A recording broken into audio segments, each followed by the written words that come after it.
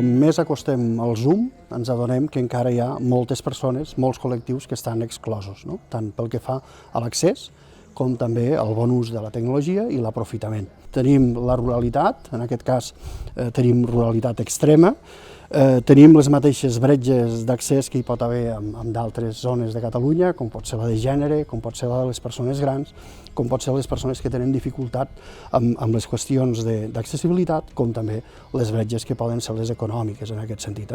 És a dir, molts dels serveis d'accés, per exemple, doncs encara no estan implementats al nostre territori, com pot ser el desplegament de la fibra òptica o també de la xarxa 5G. Sobretot des de la pandèmia cap aquí hem descobert la importància d'acompanyar.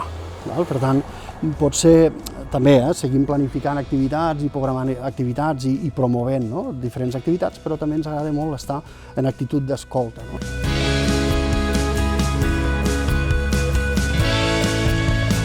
La bretxa de gènere hi és, parlem de bretxa digital i es queda aquí i és el que potser hem parlat en la jornada.